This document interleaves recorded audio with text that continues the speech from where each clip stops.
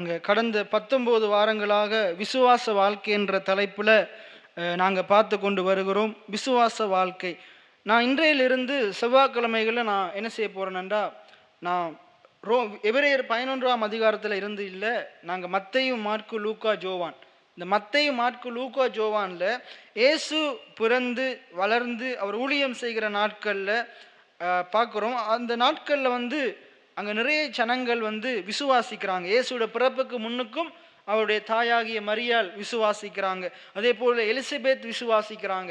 இயேசு பிறந்த பிறகும் இயேசு என்ன செய்கிறாரு, அவருடைய வாழ்க்கையிலையும் நாங்கள் என்ன செய்கிறோம், அந்த விசுவாச வாழ்க்கையை பார்க்குறோம். அதே போல் இயேசு ஊழியம் செய்கிற நாட்கள்லையும் அங்கே பார்க்குறோம், அவங்க விசுவாசிக்கிறவங்க அற்புதத்தை பெற்றுக்கொள்கிறாங்க. அப்போ நாங்கள் என்ன செய்ய போகிறோம், அதில் இருந்து நாங்கள் என்ன செய்ய போகிறோம், ஒவ்வொரு காரியமாக நாங்கள் தியானிக்க போகிறோம். இன்றைக்கு நாங்கள் பார்க்க போகிறோம், இந்த விசுவாச வாழ்க்கையில் 20வது வாரத்தில் நாங்கள் பார்க்க போகிறோம், 100க்கு அதிபதியின் விசுவாசம். 100க்கு அதிபதியின் விசுவாசத்தை குறித்து நாங்கள் பார்க்க போகிறோம். இந்த 100க்கு அதிபதி அப்படின்டா யாருண்டா, இந்த பகுதி வேதத்தில் மத்தேயு 8ஆம் அதிகாரத்திலையும், லூக்கா 7ஆம் அதிகாரத்திலையும், யோவான் 4ஆம் அதிகாரத்திலையும் சொல்லப்படுது. மத்தேயு 8ஆம் அதிகாரம், லூக்கா 7ஆவது அதிகாரம், யோவான் 4ஆவது அதிகாரத்தில் சொல்லப்படுது. நம்ம எல்லாருக்கும் தெரியும், இயேசுவுக்கு கிட்டத்தட்ட 70 சீஷர்கள் இருந்தாங்க. இயேசு ஊழியம் செய்கிற நாட்களில் 70 சீஷர்கள் இருந்தாங்க. அதில் இயேசுவோடு நெருக்கமான சீஷர்கள் 12 பேர், அதுலேயும் நெருக்கமான சீஷர்கள் 3 பேர். என்ன, அப்போ இவர்கள் எல்லாரும் இயேசுவோடு கூட இருந்தவங்க. இயேசு இவர்கள் என்ன செய்தார், அழைத்தார். அவரோடு கூட என்ன செய்தார், அவருக்கு பின் செல்லுகிறவங்களாம் இவங்க இருந்தாங்க. இந்த சீஷர்கள் இயேசுவுக்கு பின் செல்லுகிறவங்களாம் இருந்தாங்க. அதில் மத்தேயு, லூக்கா, யோவானும் ஒருவர். அப்போ இந்த மத்தேயு, மாற்கு, லூக்கா, யோவானை வாசிக்கும் போது இதில் இயேசுவோட முழுமையான காரியங்களை அவங்க எழுதியிருப்பாங்க. இந்த நாளையும் பார்க்கும்போது இயேசு பிறக்கிறதுக்கு முன்னுக்கு இருந்து இயேசு பரமாறி போகிற வரைக்குமான முழு சத்தியங்களும் இந்த யோவான் வரைக்கும் என்ன செய்யப்பட்டிருக்குது, எழுதப்பட்டிருக்குது. யோவான் கடைசி அதிகாரம் கடைசி வசனத்தில் அவர் சொல்கிறாரு, இன்னும் நிறைய அற்புத அடையாளங்களை இயேசு செய்திருக்கிறாரு, ஆனால் எழுதுவதற்கு என்ன போதாது, கடதாசி போதாது. என்ன, அப்போ அவ்வளவு அற்புத அடையாளங்கள் அவர் செய்திருக்கிறார். ஏன்னா அதில் குறிப்பிட்ட காரியங்கள் தான் இந்த மத்தேயு, மாற்கு, லூக்கா, யோவானில் இருக்குது. அதில் இந்த 4 சுவிசேஷத்துலையும் 3 சுவிசேஷத்தில் எழுதப்பட்ட ஒரு காரியம் தான் என்னென்னா, இந்த 100க்கு அதிபதியின் விசுவாசம். 100க்கு அதிபதியின் விசுவாசம். நாங்கள் மத்தேயு 8ஆம் அதிகாரம் நாங்கள் எடுத்துக்கொள்ளுவோம். மத்தேயு 8ஆம் அதிகாரம் 5 தொடக்கம் 13 வரைக்கும் நாங்கள் இன்றைக்கு பார்க்க போகிறோம். இதில் இந்த மத்தேயு புத்தகத்தில் இது எப்படி சொல்லப்படுகிறதுண்டா, 100க்கு அதிபதியின் வேலைக்காரன். ஆனால் லூக்காலையும் யோவான்லையும் சொல்லப்படுது, யோவானில் தெளிவாக சொல்லப்படுது, அது 100க்கு அதிபதியின் மகன். 100க்கு அதிபதியின் மகன். ஆனால் இது முழுமையாக இதை ஆராய்ந்து பார்க்கும்போது சில வேத வல்லுநர்கள் சொல்கிறாங்க, அந்த 100க்கு அதிபதி எப்படிப்பட்டவராக இருந்தாரண்டா, தனக்கு கீழே வேலை செய்கிற ஆக்களை எப்படி பார்த்தாரண்டா, அது வேறு ஆக்கள் என்று பார்க்கல, மகனை போல பார்த்தார். அவருக்குள்ள ஒரு அன்பின் சுபாவம் இருந்தது, அவருக்குள்ள ஒரு தாழ்மை இருந்தது. ஏன்னா 100க்கு அதிபதிக்குள்ள ஒரு தாழ்மை இருந்தது. மற்றது அவர் தன்னுடைய பொறுப்பை அறிந்தவராக இருந்தார். இந்த பகுதியை நாங்கள் தியானிக்கும் போது நிறைய காரியங்களை கற்றுக்கொள்ளலாம். இந்த 100க்கு அதிபதியின் இடத்துல தாழ்மை இருக்குது. அவள் எவ்வளோ பெரிய அதிகாரியாக இருந்தாலும் தாழ்மை இருக்குது. மற்றது அவர் தனக்கு இருக்கிற அதிகாரத்தை, தான் யாருன்றதையும், நான் ஒரு 100க்கு அதிபதி, என்னுடைய வார்த்தைக்கு மதிப்பு இருக்குது, அதிகாரம் இருக்கிறத அவர் அறிஞ்சிருக்கிறார். அதை வச்சு கொண்டு தான் நான் 100 பேருக்கு அதிகாரியாக இருக்கிறேன், என்னுடைய வார்த்தைக்கு இவ்வளோ பெரிய வல்லமை இருக்குண்டா, இந்த இயேசுவினுடைய வார்த்தைக்கு எவ்வளோ பெரிய வல்லமை இருக்கும். அது அவர் என்ன செய்கிறார், விசுவாசிக்கிறார். இன்றைக்கு நாம் பார்க்க போகிறோம், ஆண்டவராகிய இயேசு கிறிஸ்து தனக்கு பின் செல்லுகிறவர்களை நோக்கி இந்த 100க்கு அதிபதியினுடைய விசுவாசம் பெரியது, இஸ்ரவேலுக்குள்ளே நான் இப்படிப்பட்ட விசுவாசத்தை பார்க்கவில்லை என்று ஏன் சொல்றார் என்பதை குறித்து நாங்கள் தியானிக்க போகிறோம். அப்போ நாங்கள் மத்தேயு 8ஆம் அதிகாரம் 5 தொடக்கம் 13வது வசனத்திலிருந்து நாங்கள் இன்றைக்கு ஆரம்பிக்க போகிறோம். 100க்கு அதிபதியினுடைய விசுவாசம். எல்லாம் சொல்லுங்க, 100க்கு அதிபதியின் விசுவாசம். ரைட். இந்த 100க்கு அதிபதி என்றா இவர் ரோம தளபதியா இருக்கிறார். இவருக்கு கீழே 100 பேர் இருக்கிறாங்க. 100 பேரை இவர கண்ட்ரோலில் கொடுத்துருக்குறாங்க. 100 பேரை இவர கண்ட்ரோலில் கொடுத்துருக்குறாங்க. நாங்கள் பழைய ஏற்பாட்டில் வாசிக்கும் போது இஸ்ரவேல் ஜனங்களை மோசே நடத்தி செல்றார். நடத்தி செல்லும் போது அங்கே அவருடைய மாமன் என்ன செய்கிறார், அவருக்கு ஒரு ஐடியா கொடுக்குறார். உனக்கு கீழே நீ என்ன செய், ஆக்களை வச்சுக்கோ, அவங்களுக்கு அவங்க வந்து என்ன செய்வாங்க, மற்ற ஜனங்கள் அவங்களுடைய பிரச்சனைகளை அந்த லீடர்ஸ்கிட்ட வந்து சொல்லுவாங்க. அந்த லீடர்ஸ் உன்னிட்ட வந்து முக்கியமான பிரச்சனைகளை உன்னிட்ட வந்து சொல்லுவாங்க. அதே போல தான் அந்த ரோமர்கள் வந்து அந்த காலத்தில் வந்து இயேசு வாழ்ந்த நாட்களில் அங்கே இஸ்ரவேல் ஜனங்களை அடிமைப்படுத்தி ஆளுகை செய்து கொண்டிருந்தாங்க. அவங்க தான் ஆட்சி செய்து கொண்டிருந்தாங்க. அப்போ இந்த ரோமர்கள் வந்து ஆட்சி செய்து கொண்டிருக்கும் போது அப்படிப்பட்ட ரீதியில் தான் இயேசுவும் என்ன செய்கிறார், ஊழியம் செய்கிறார். இஸ்ரவேல் ஜனங்கள் ரோமருக்கு கீழே இருக்கிற அந்த நாட்களில் தான் இயேசுவும் ஊழியம் செய்கிறார். இயேசு ஊழியம் செய்து கொண்டிருக்கும் போது அங்கே பார்த்தீங்கன்னா இஸ்ரவேல் ஜனங்கள் மட்டும் இல்லை, ஜூதர்கள் மட்டும் இல்லை, அங்கே நிறைய அதிகாரிகளும் என்ன செய்கிறாங்க, இயேசுவினுடைய போதனைகளை கேட்டு ரட்சிக்கப்படுறாங்க. எத்தனை பேர் ஆமைன்னு சொல்கிறீங்க? புறஜாதிகள் ரட்சிக்கப்படுறாங்க. ஏன்னா கடவுளை விட்டு தூரமாக இருக்கிறவங்களும் கடவுளை அறிந்து கொள்கிறாங்க. இயேசுவினுடைய ஜூத மதத்தில் பிறக்காதவங்க கூட என்ன செய்கிறாங்க, இயேசுவினுடைய காரியங்களை கேள்விப்பட்டு ரட்சிக்கப்படுறாங்க. அப்போ இந்த 100க்கு அதிபதி வந்து ஒரு ரோம சாம்ராஜ்யத்தை சேர்ந்தவன், ஒரு ரோம 100க்கு அதிபதியாக இருக்கிறான். அதாவது அவன் ஒரு பெரிய அரசு அதிகாரியாக இருக்கிறான். அந்த காலத்தில் ஆட்சி செய்த ரோமர்களுக்கு கீழே அவன் இருந்து என்ன செய்கிறான், 100 பேர் அவனுக்கு கீழே வச்சு ஆளுகை செய்து கொண்டிருக்கிறான். ரைட். அப்போ மத்தேயு 8ஆம் அதிகாரம் 5வது வசனம் தொடக்கம் நாங்கள் வாசிப்போம். 6வது ஒருவர் வாசிங்க. இயேசு கப்பர்நகூமில் பிரவேசித்த போது 100க்கு அதிபதி ஒருவன் அவரிடத்தில் வந்து, ஆண்டவரே,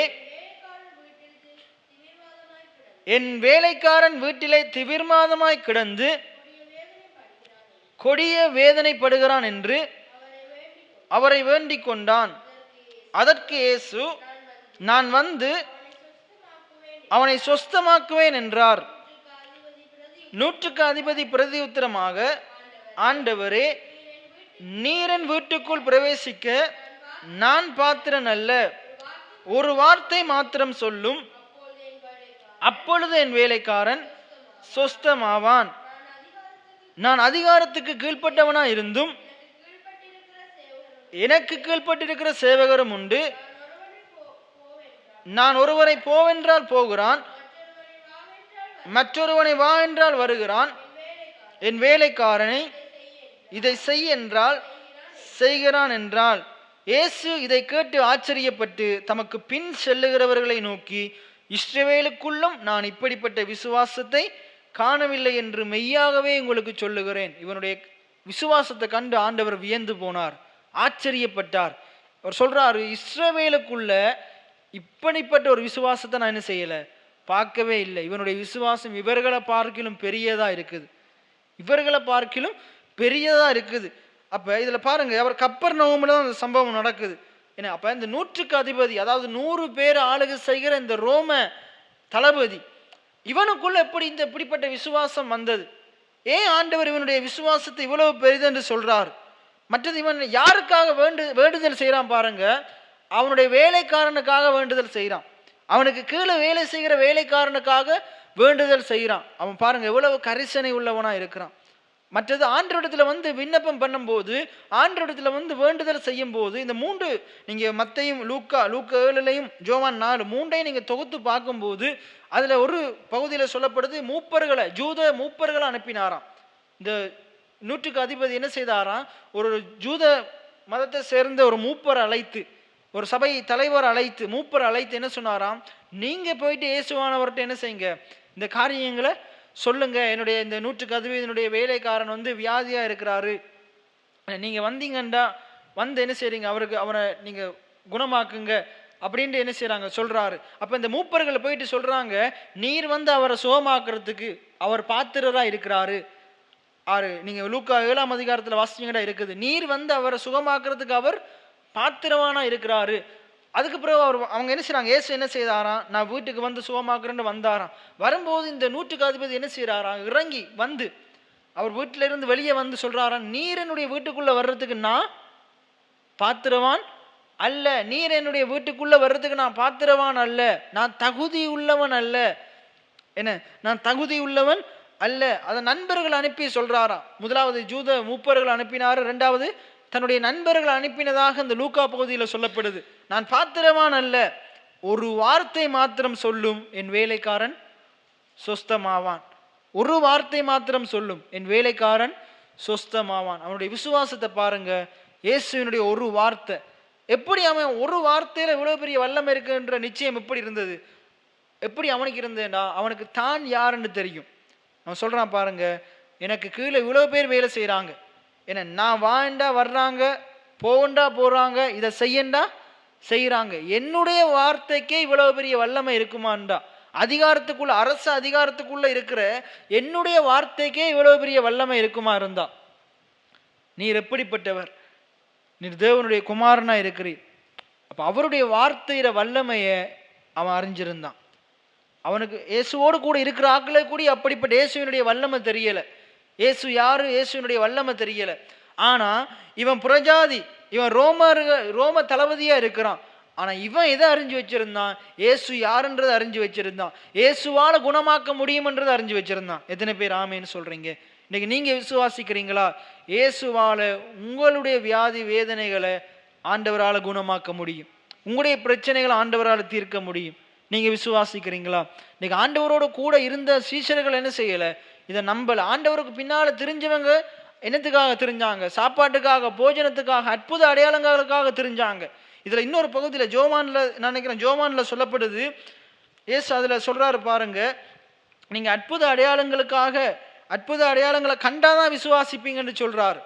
ஜோவான் புத்தகம், ஜோவான் 4ஆம் அதிகாரத்தை திருப்பிக் கொள்ளுங்க. ஜோவான் 4ஆம் அதிகாரம், ஜோவான் 4ஆம் அதிகாரத்தில் வாசிங்க. ஜோவான் 4ஆம் அதிகாரம் 46வது வசனம் தொடக்கம் 54வது வசனம் வரை. ம்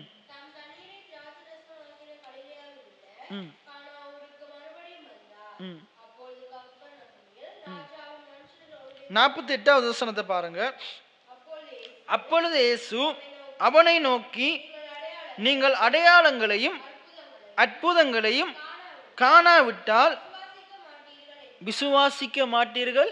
இன்றைக்கு நம்முடைய ஜனங்கள், நம்ம மத்தியில வாழ்றவங்க அநேகர் பாருங்க, அடையாளங்களையும் அற்புதங்களையும் நாடுறாங்க, அடையாளங்களையும் அற்புதங்களையும் நாடுறாங்க.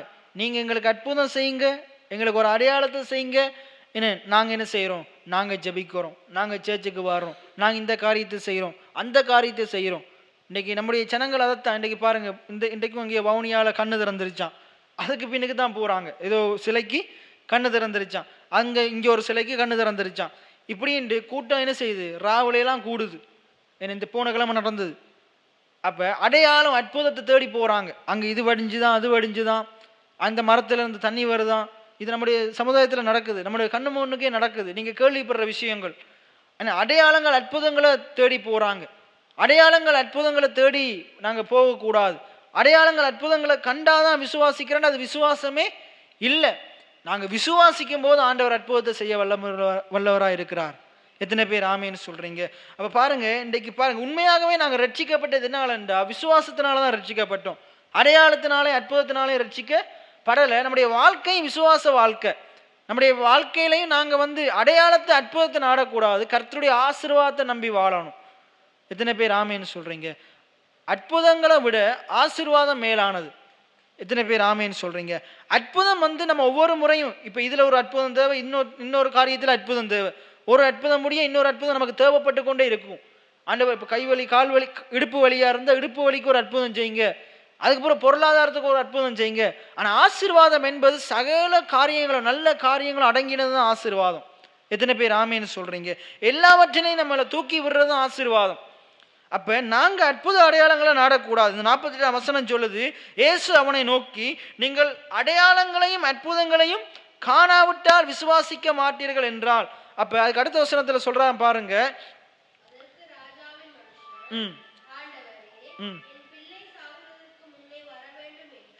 சாகரத்துக்கு முன்னுக்கு வாங்க. அவன் என்ன செய்யறான்? சாகரத்துக்கு முன்னுக்கு வந்தீங்கடா. அப்ப என்ன சொல்றான்? அவன் அடையாளத்தை அற்புதத்தை பார்க்கல, அவன் என்ன சொல்றான்? விசுவாசிக்கிறான். அவனுடைய வார்த்தை விசுவாசத்தை வெளிப்படுத்துது. பாருங்க, இதுக்கு முன்னுக்கு இயேசு என்ன சொல்றாரு?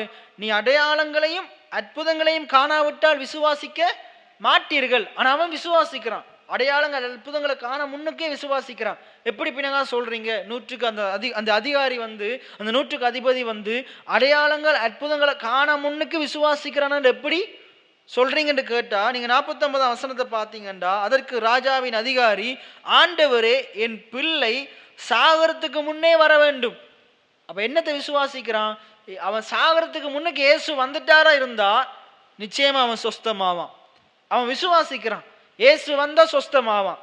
ஆண்டவரே நீங்க சொஸ்தமாக்குங்க, நான் விசுவாசிக்கிறேன் அப்படி சொல்லல. நீங்க வாங்க, சாகறதுக்கு முன்னுக்கு வாங்க, அவன் சாக மாட்டான். எத்தனை பேர் ஆமேன்னு சொல்றீங்க? சாகறதுக்கு முன்னுக்கு வாங்க, அவன் சாக மாட்டான். இயேசு அவனை நோக்கி, நீ போகலாம், உன் மகன் பிழைத்திருக்கிறான். 50வது வசனத்தை வாசிங்க, எல்லாம் என்னோட சேர்ந்து சொல்லுங்க. நீ போகலாம், உன் மகன் பிழைத்திருக்கிறான். இன்றைக்கு நம்மட பாஸ்டர்மார் இல்லாட்டி நான் இப்படி ஜெபம் பண்ணுனா எப்படி இருக்கும்? என்ன இப்படி ஜெபம் பண்ண கெரிய இன்னும் கொஞ்சம் நிறைய ஜெபம் பண்ணலாம் தானே. கிட்டத்தில் ஒரு இடத்துல வீட்டு கூட்டம் நாங்கள் வச்சோம். ஒரு இடத்துல சொல்ல விரும்பல, ஒரு இடத்துல வீட்டு கூட்டம் போன கிழமைக்கு முதல் கிழமை எங்கேயோ இங்கே இல்லை, ஒரு இடத்துல வீட்டு கூட்டம் வச்சோம். அப்போ வந்து ஒரு மணித்தியாலம் தான் என்ன செஞ்சேன், சரியா நான் ஒரு மணித்தியாலம் தான் அந்த வீட்டு கூட்டத்தை நடத்திட்டு முடிச்சுட்டேன். நடத்தின உடனே அவர் சொன்னாராம், பிசாசு வந்து கெடுத்துட்டானா. ஆண்டவர் அருமையாக இந்த இடத்துல ஒரு வார்த்தையை பேசினார். ஆனால் அந்த நபர் என்ன சொல்கிறார், பிசாசு வந்து கரண்ட் நின்றுச்சு, பிசாசு வந்து கெடுத்துட்டானா. ஏன் சில நேரம் அவங்க என்னத்தை பார்க்குறாங்க, நீண்ட நேரம் எடுக்கணும், நீண்ட ஜெபம் பண்ணணும், என்ன நீண்ட நேரம் பிரசங்கம் பண்ணணும், நீண்ட ஜெபம் பண்ணணும். சில நேரத்தில் ஆவியானவர் நடத்துகிறதுக்கு நம்ம என்ன செய்யணும், இடமளிக்கும். நம்மளா சில காரியங்களை கற்பனை பண்ண கூடாது. என்ன இப்போ இயேசு இதில் என்ன சொல்கிறாரு, நீ போகலாம், உன் மகன் பிழைத்திருக்கிறான். என்ன இப்போ சாப்பாட்டுக்கு ஜெபம் பண்ணுங்கன்னு சொன்னால் அரை மணித்தாலும் ஜெபம் பண்ணி கொண்டு இருக்கக்கூடாது. என்ன இப்போ நம்ம ஆட்களுக்கு அரை மணித்தாலும் ஜெபம் பண்ணாலும் தப்பு, டக்குன்னு ஜெபம் பண்ணாலும் தப்பு. என்ன நீ போகலாம், உன் மகன் பிழைத்திருக்கிறான். விளங்குதா? அப்போ இயேசு அவனை நோக்கி, நீ போகலாம், உன் மகன் பிழைத்திருக்கிறான். இயேசு பெரிய ஜெபமெல்லாம் பண்ணலை, பெரிய காரியமெல்லாம் சொல்லலை. நீ போகலாம், உன் மகன் பிழைத்திருக்கிறான். நீங்கள் கீழே வாசிங்கண்டா, இயேசு நீ போகலாம் என்று சொன்ன அதே நேரத்தில் தான் அந்த மகன் என்ன செய்ததா, அவன் சுகமானதாக அவனுடைய வேலைக்காரங்க வந்து என்ன செய்கிறாங்க, சொல்கிறாங்க. அங்கே பாருங்க 51ஆம் வசனத்தில், அவன் போகையிலே அவன் வேலைக்காரன் அவனுக்கு எதிர்கொண்டு வந்து, உம்முடைய மகன் பிழைத்திருக்கிறான் என்று அறிவித்தார்கள். உம்முடைய மகன் பிழைத்திருக்கிறான் என்று அறிவித்தார்கள். இன்றைக்கு நீங்கள் எதை பார்க்குறீங்க? இன்றைக்கி நீங்கள் வந்து அற்புதங்களை தேடி போகிறீங்களா, அடையாளங்களை தேடி போகிறீங்களா? இயேசுவை என்னத்துக்காக தேடுறீங்க? இன்றைக்கு என்னத்துக்கு வந்திருக்கிறீங்க? அற்புதத்துக்காக வந்திருக்கிறீங்களா, அடையாளத்துக்காக வந்திருக்கிறீங்களா? இல்லாட்டி அதை காட்டிலும் அற்புத அடையாளங்களை செய்கிற வார்த்தையே பிடித்து கொள்றதுக்கு வந்திருக்கிறீங்களா? எத்தனை பேர் ஆமேன்னு சொல்றீங்க? இந்த வார்த்தை அன்றைக்கு இயேசு இருந்தார், இன்றைக்கு அதே இயேசு வார்த்தையா இருக்கிறார். அவரை பிடித்து கொள்ளுங்க. ஒரு வார்த்தை இருந்தா போதும், வேலைக்காரன் சொஸ்தமாவான். நீர் ஒரு வார்த்தை சொன்னா போதும், என் வேலைக்காரன் சொஸ்தமாவான். எத்தனை பேர் ஆமேன்னு சொல்றீங்க? இன்றைக்கு ஏன் இந்த வார்த்தைக்கு முதலிடம் கொடுக்கணும்? போன கிழமை நான் பேசினேன், ஆண்டவர் நமக்கு பிரயோஜனமானவைகளை போதிக்கிறார். எத்தனை பேர் ஆமேன்னு சொல்றீங்க? நீங்க கேட்குற இந்த வார்த்தைகள் உங்களுக்கு பிரயோஜனமானது, எனக்கு பிரயோஜனமானது, நம்முடைய குடும்ப வாழ்க்கைக்கு பிரயோஜனமானது, நம்முடைய தொழிலில் அந்த ஆசீர்வாதத்துக்கு பிரயோஜனமானது. எத்தனை பேர் விசுவாசிக்கிறீங்க? நம்முடைய சரீரத்தில் இருக்கிற நோய்களை விரட்டுறதுக்கு இந்த வார்த்தை பிரயோஜனமானது. நான் இல்லை, பாஸ்டர் இல்லை, ஊழியக்காரங்க இல்லை, தீர்க்கதரிசிகள் இல்லை, இந்த வார்த்தையில வல்லமை இருக்குது. இந்த வார்த்தையினாலதான் அவங்களுக்குள்ளேயும் வல்லமை. இப்போ வார்த்தை உங்களுக்குள்ளே இருந்தால் உங்களுக்குள்ளேயும் வல்லமை இருக்குது. நீங்களும் வல்லமை நிறைந்த மனிதர்கள் தான். விசுவாசிக்கிற மனுஷர்கள் அற்புதங்களை செய்ய முடியும், பிசாசை விரட்ட முடியும், நோய்களை விரட்ட முடியும். எத்தனை பேர் ஆமேன்னு சொல்றீங்க? சாவுக்கேதுவான எதை குடித்தாலும் அதை அவர்களை சேதப்படுத்தாது, சர்ப்பங்களை எடுக்க முடியும். அப்படித்தான் என்ன சொல்லுது மாற்கு 16ஆம் அதிகாரம் 17ஆம் அதிகாரம் சொல்லுது. அப்ப இங்க 100க்கு அதிபதியினுடைய விசுவாசத்துல நாங்க என்னத்தை பார்க்கிறோம்டா, அங்க என்னத்தை பார்க்கிறோம், அவன் இயேசுவினுடைய வார்த்தையின் வல்லமை அறிஞ்சு வச்சிருந்தான். இன்னைக்கு நான் உங்கள்கிட்ட கேட்கிறேன், நீங்க இயேசுவினுடைய வார்த்தையின் வல்லமை அறிந்திருக்கிறீங்களா? இயேசுவினுடைய வார்த்தைக்குள்ள ஜீவன் இருக்குது. போன கிழமை பார்த்தோம், அந்த வார்த்தை ஆவியா இருக்குது. என்ன அது காணப்படாத உலகத்தை சேர்ந்தது. என்ன நம்முடைய வாழ்க்கையில காணப்படாத உலகத்துல தேவன் நமக்காக பரிசுத்தவான்களுக்காக வைத்திருக்கிற சுதந்திரங்கள் இன்றைக்கு காணப்படாத ரீதியில இருக்குது. அதை பத்தி போன கிழமை தெளிவா பேசினேன். ஆனா பரிசுத்தவான்களுக்குரிய சுதந்திரம் காணப்படாத ரீதியில இருக்குது. இப்ப இந்த வேலைக்காரனுக்குரிய சுகம் காணப்படாத ரீதியில இருக்குது. இயேசுவோட வாயிலிருந்து வருகிற அந்த வார்த்தைக்குள்ள இருக்குது. எத்தனை பேர் ஆமீன்னு சொல்றீங்க? இயேசுவோட கையில இல்ல, இயேசுக்குள்ள இல்ல, வார்த்தையில வல்லமை இருக்குது. எத்தனை பேர் ஆமீன்னு சொல்றீங்க? இயேசுவே நீ 2 வீட்டுக்குள்ள வந்து ஒரு வலது கால் எடுத்து வச்சீர் என்றால், இல்லாட்டி வந்து தண்ணீர் தெளிச்சீர் என்றால், எண்ணெயை ஜெபிச்சு தந்தீர் என்றால், இன்னைக்கு நம்மள ஆக்களா இருந்தா அப்படித்தான் கேட்பாங்க. என்ன கடந்த ஒரு போதகர் ஒரு காரியத்தை சொல்றாருன்னு அதை கேட்டேன். ஒரு வீட்டுக்கு அவர் என்ன செய்யற, வீட்டு திறப்புலாக ஜெபம் பண்றதுக்கு போனாராம். ஜெபம் பண்றதுக்கு போகும்போது அவங்க பெரிய ஒரு வீடு கட்டியிருந்தாங்க. அப்போ என்ன செய்தாங்க, அந்த வீட்டை பிரதிஷ்டை பண்ணி ஹோல்ல இருந்து என்ன செய்தாங்களாம், ஜெபம் பண்ணாங்களாம். ஜெபம் பண்ணி முடிய அந்த வீட்டை அம்மா என்ன செய்தாங்கன்னா, பாஸ்டர் எங்களோட இந்த வீட்டு இந்த ரூமுக்குள்ளே வாங்க, இந்த ரூம்ல இருந்து ஒரு ஜெபம் பண்ணுங்க. அப்போ அந்த போதகர் என்ன செய்தாரோ அந்த ரூம்ல இருந்து ஒரு ஜெபம் பண்ணாராம். அடுத்த ரூமுக்கு சரசரன்னு எழுதிட்டு போய் இங்கே ஒரு ஜெபத்தை போடுங்க, அங்கேயும் ஒரு ஜெபம். அப்போ பாருங்க அவங்க என்னத்தை பார்க்குறாங்க, பாஸ்டரை கால் படணும், பிறகு தண்ணி போத்தில் கொடுத்து இதை தெளித்து ஜெபம் பண்ணுங்க. இதை தெளித்து சில பேருக்கு இதன் மேலே தான் நம்பிக்கை இருக்குது, இந்த இப்படிப்பட்ட வெளிப்பிரகாரமான காரியத்தின் மேலே தான் நம்பிக்கை இருக்குது.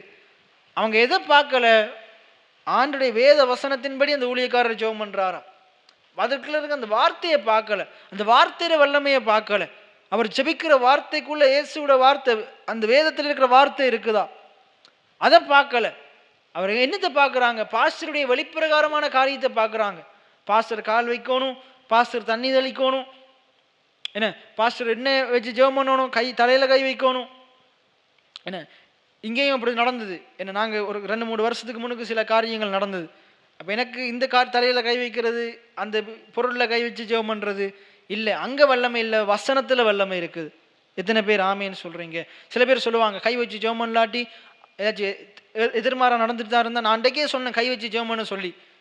என்ன அவர் கை வச்சு ஜெபம் பண்ணலை, ஏன் கை வச்சு ஜெபம் பண்ண சொல்லும்போது கை வச்சு ஜெபம் பண்ணுறேன்டா, அது அவங்களுடைய விசுவாசம். இப்போ நீங்கள் என்னை கை வச்சு ஜெபம் பண்ணுங்கன்னு சொன்னால் கை வச்சு ஜெபம் பண்ணுறேன், ஏன்னா நீங்கள் அப்படி விசுவாசிக்கிறீங்க. ஆனால் ஜெபிச்ச நிச்சயம் அற்புதம் நடக்கும். ஆனால் அப்படித்தான் விசுவாசிக்கணும்னு அவசியம் இல்லை. ஏன்னா நீங்கள் ஒரு வார்த்தையை சொன்னால் சுஸ்தமாகண்டா சுஸ்தமாக முடியும். கை வச்சு ஜெபம் பண்ணி நீங்கள் விசுவாசித்து கை வச்சு ஜெபம் பண்ணி விசுவாசிக்க முடியும். ஏன்னா அது பொல்லாத காரியம் இல்லை. நான் ஏன் சொல்கிறேன்டா, இன்றைக்கி நிறைய இதே கை வச்சு ஜெபம் பண்ணால் தான் சுஸ்தமாகும்னு நிறைய பேர் என்ன செய்கிறாங்க, நினைக்கிறாங்க. இல்லை, நீங்கள் அப்படி விசுவாசிச்சா கை வச்சு ஜெபம் பண்ணால் சுஸ்தமாகும். இல்லை, ஒரு வசனத்தின் மூலமாக விடுதலை ஆகும்டா ஒரு வார்த்தை சொன்னாலும் எத்தனை பேர் ஆமேன்னு சொல்கிறீங்க? அப்போ அதுவும் தப்பு இல்லை. நான் என்ன சொல்கிறேன்டா, அதுதான் சரின்னு யாரோ சொல்லி வச்சிருக்கிறாங்க, அதுதான் தப்புன்னு சொல்கிறேன். அப்போ இந்த பாருங்க, இவன் கடவுளுடைய மனுஷனே இல்லை, இவன் கடவுளுடைய ஜனத்தில் பிறந்தவன் இல்லை, ஜூத மதத்தை சேர்ந்தவன் இல்லை, இவன் ஒரு புரஜாதி, இவன் ரோம 100க்கு அதிபதி. ஆனால் இவனுடைய விசுவாசம் எப்படி இருக்குது, இயேசுட வார்த்தையில வல்லமை இருக்குதுன்னு கூட இருக்கிறவங்களே அறிஞ்சு கொள்ளலை, இஸ்ரவேலுக்குள்ள இருக்கிறவங்க அறிஞ்சு கொள்ளலை, ஆனால் இவன் அறிஞ்சு கொள்றான், சொந்த ஜனங்களே அறிஞ்சு கொள்ளலை. அதுக்கு மேலே நீங்கள் வாசிக்கும் போது அவர் எங்கே போறாரு, கலிலேயாவிலிருந்து எங்கே போறாரு, நாசரேத்துக்கு போறாரு. நாசரேத்தில் இருக்கிறவங்க என்ன செய்யலை, அவங்களுக்கு அற்புதம் நடக்கலை. ஏன் இயேசு அதே ஊரில் வளர்ந்ததுனால அவங்களுக்கு அற்புதம் நடக்கலை. ஏனெண்டா அவங்களுக்கு ஆண்டவர் உபதேசம் பண்ணினார், ஆனால் அற்புத அடையாளங்கள் செய்யலை. ஏனெண்டா அவங்க இயேசுவை விசுவாசிக்கலை. இயேசுவிற்கு அதிகாரம் இருக்குது, வல்லமை இருக்குன்னு அவங்க விசுவாசிக்கலை. இன்றைக்கி நீங்கள் விசுவாசிக்கிறீங்களா? உங்களை சுகமாக்குறதுக்கு அவரிடத்துல வல்லமை இருக்குது. எத்தனை பேர் ஆமேன்னு சொல்கிறீங்க? அவருடைய வார்த்தையில் வல்லமை இருக்குது. உங்களை செழிக்க வைக்க, ஆசீர்வதிக்க, உங்களை உயர்த்த அவரிடத்துல வல்லமை இருக்குது. உங்களை நிறைவாக்க அவரிடத்துல வல்லமை இருக்குது. எத்தனை பேர் விசுவாசிக்கிறீங்க? அவருடைய வார்த்தையில் வல்லமை இருக்குது. அப்போ அந்த 100க்கு அதிபதியினுடைய விசுவாசம் என்னண்டா, பாருங்க, நான் தகுதியற்றவன் தான், ரைட். இப்போ அதையும் பார்ப்போம். இப்போ இஸ்ரவேல் ஜனங்கள் ஆண்டவர் சொல்லணும், இயேசு சொல்றாரு, இஸ்ரவேலர்களை விட இவனுடைய விசுவாசம் பெரிதென்று சொல்லி ஏன் ஆச்சரியப்படுறாரு? இஸ்ரவேலுக்குள்ள இப்படிப்பட்ட விசுவாசத்தை காணலன்றே ஆச்சரியப்படுறாரு.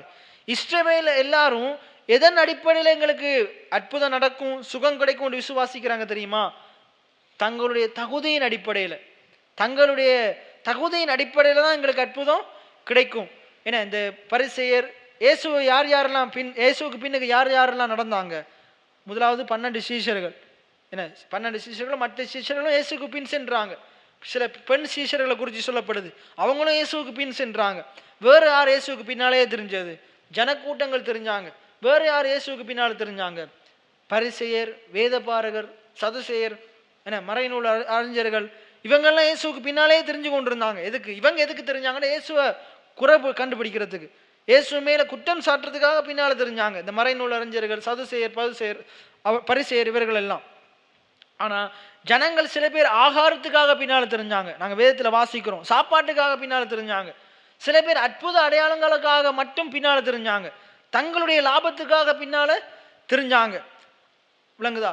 ஆனா அங்க பாருங்க, ஆனா இந்த 2-3 பேரை நாங்க பார்க்குறோம். இந்த வேதத்துல சில ஆக்களை பத்தி வேதம் சொல்லுது, அந்த பெரும்பாடுள்ள ஸ்திரியை பத்தி, அதே போல இவங்களை பத்தி ஜவீரோவை பத்தி சொல்லுது, அதே போல இந்த 100க்கு அதிபதியை பத்தி விசேஷமா சொல்லுது. அதே போல அந்த கானானிய ஸ்திரீயை பற்றியும் விசேஷமா சொல்லுது. இந்த நூற்றுக்கு அதிபதியை குறித்து சொல்லும்போது என்ன விசேஷம் என்றா, இவன் தகுதியற்றவன். அவன் அறிஞ்சிருக்கிறான், நான் தகுதி அற்றவன்.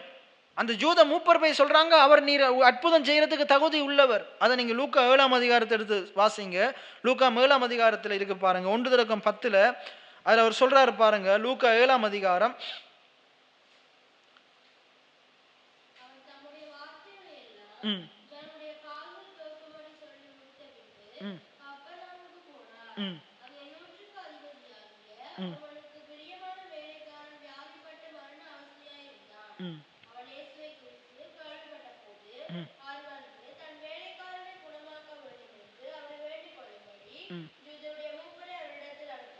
ஜூத மூப்பர் இயேசுவின் இடத்துல அனுப்பினார். எதுக்காக? என்னுடைய வேலைக்காரன் வியாதியா இருக்கிறான், அவன் எப்படி வியாதியா இருக்கிறான், அவனை சொஸ்தமாக்கும் என்று என்ன செய்யறான், ஜூத மூப்பர்கிட்ட சொல்லி அனுப்புறான். ஏனென்றால் நான் அவரிடத்துல போறதுக்கு பாத்திரவான் அல்ல, அவர்கிட்ட நான் நெருங்கிறதுக்கு பாத்திரவான் அல்லன்னு சொல்லி ஜூத மூப்பர்கள் அனுப்புறான். வாசிங்க தொடர்ந்து.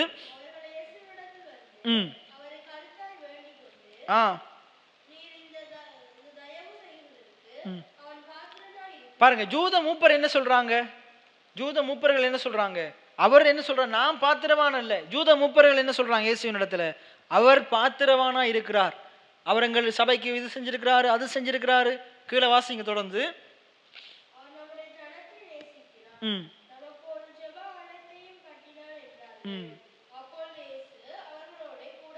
ரைட், பாருங்க அதுல ஜூதர் அவர் சொல்றாரு பாத்திரவான் அல்லண்டு. ஆனா இப்ப நீங்க என்ன நினைக்கிறீங்க, அங்க அவங்க என்ன சொல்றாங்கண்டா, அவர் பாத்திரவானா இருக்கிறார், அவங்க கடவுள் எங்களுடைய ஜனங்களை நேசிக்கிறாரு, அவர் எங்களுடைய ஜெப ஆலயத்துக்கு உதவி செய்திருக்கிறாரு. ஏசு அதற்காகவா போனாரு? இல்ல, ஏசு அவனுடைய மனதை அறிஞ்சிருக்கிறார். நான் பாத்திரவான் இல்லை. அவன் இவ்வளவு பாத்திரவானா இருந்தும் அவன் தன்னையை தாழ்த்துறான், தன்னை என்ன செய்யறான், ஆண்டவருக்கு முன்னுக்கு தாழ்த்துறான். விளங்குது? ஆனா இவங்க சின்ன காரியம் ஒன்றுமே செய்யாது, இவங்க தங்களுடைய பெருமைகளை பேசுறாக்கள்.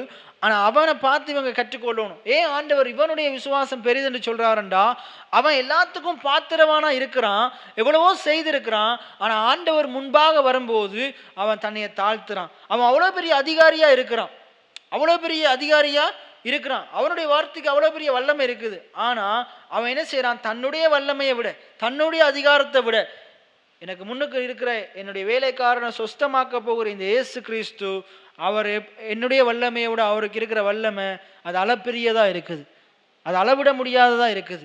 என்னுடைய அதிகாரம், அந்த உலகத்துக்குரிய என்னுடைய அதிகாரமே இவ்வளவு பெரியதா இருக்குண்டா, இவருடைய வார்த்தையிற அதிகாரம் வல்லமை அது மிகப்பெரியதா இருக்குது. வேலைக்காரனை நான் நேசிக்கிறேன் தான், அன்பு கூறுறேன் தான், அவனுக்கு நான் சம்பளம் கொடுக்குறேன், அவனை நான் வேலை வாங்குறேன் தான். ஆனா அவனுடைய வியாதியை என்னால சொஸ்தப்படுத்த முடியாது. ஆனா இவரால் கூடாத காரியம் ஒன்றுமே கிடையாது. எத்தனை பேர் ஆமேன்னு சொல்றீங்க? இவர் இங்க இருந்து நான் இவனுடைய தேவையை சந்திக்கணும்னா நான் கிட்ட போய் தான் சந்திக்கணும். ஆனா இவர் எங்கேயோ இருந்து ஒரு வார்த்தை சொன்னா போதும், அந்த வசனம் வந்து இவனை குணமாக்கும். பழைய ஏற்பாடுல ஒரு வசனம் இருக்கு, அவர் தமது வசனத்தை அனுப்பி, அவர் வந்து கையை வைத்து குணமாக்கி இல்ல, அவர் தமது வசனத்தை அனுப்பி. அப்ப நான் நினைக்கிறேன், இந்த வசனத்தை எங்கேயோ பிரசங்கம் பண்ணி கொண்டு இருந்திருப்பாங்க, ஒன்று அவன் கேட்டிருக்கலாம். அவனுடைய காதுகள்ல வந்து விசுவாசம் எப்படி வரும்? அற்புதத்தை பார்க்கறதால வருமா? விசுவாசம் எப்படி வரும்? கேள்வியினால வரும். எதை கேட்கறதால வரும்? ஏசு கிறிஸ்துவை பற்றின செய்தியை கேட்கறதுனால, தொடர்ந்து கேட்கறதால வரும். அப்ப நான் நினைக்கிறேன், இவனுக்குள்ள எப்படி விசுவாசம் வந்திருக்கும்டா, எங்கேயோ ஏசு பண்ண பிரசங்கத்தை கேட்டிருக்கணும், இல்லாட்டி யாராச்சும் வந்து சொல்லியிருக்கணும். ஆராய்ச்சி வந்து ஏசு இப்படி அற்புதம் செய்கிறார், அப்படி அற்புதம் செய்கிறார், அங்கே அற்புதம் செய்கிறாரு, இங்கே அற்புதம் செய்கிறாரு, அவர் அற்புதம் செய்கிறவரா சுற்றி வர்றாரு, நன்மை செய்கிறவரா சுற்றி வர்றாரு, ஏசு நல்லவர் வல்லவர், அவர் அற்புதம் செய்கிறாரு, அவர் இங்கே தான் பிறந்தார், ஆனால் அவருக்குள்ள இருந்து இவ்வளோ பெரிய வல்லமை, அவருடைய பிரசங்கம், அவர் இவ்வளவு அதிகாரமுடையவராக போதிக்கிறார். இதெல்லாம் என்ன செய்திருப்பான்? இவன் காதுகள் வந்து தினந்தோறும் கேட்டுக்கொண்டே இருந்திருக்கும். ஆரம்பத்தில் இதன் நம்பிக்கை இல்லாமல் இருந்திருக்கும், விசுவாசம் இல்லாமல் இருந்திருக்கும். அப்போ இவனை குறித்து என்ன செஞ்சு பார்த்துருப்பான்? ஆராய்ந்து பார்த்துருப்பான். அப்போ இவனோட கூட இருந்த வேலைக்காரங்களில் ஒருத்தனுக்கு வியாதி, அது குணமாக்க முடியலை, மருத்துவர்கிட்ட கொண்டு போய் பார்த்துருப்பான், குணமாக்க முடியலை. அவனும் என்ன செய்திருப்பான்? நிறைய காரியங்களை செய்து பார்த்துருப்பான், குணமாக்க முடியலை. அப்போ ரைட், என்ன செய்வோம்? இப்படி இயேசுவை குறித்து கேள்விப்பட்டு நான் கேள்விப்பட்டிருக்கிறேன், இயேசுவை குறித்து நான் கேள்விப்பட்டிருக்கிறேன் அப்படின்ட்டு என்ன செய்திருக்கிறான்? நான் அவரிடத்துல போகிறதுக்கு எனக்கு தகுதி இல்லை.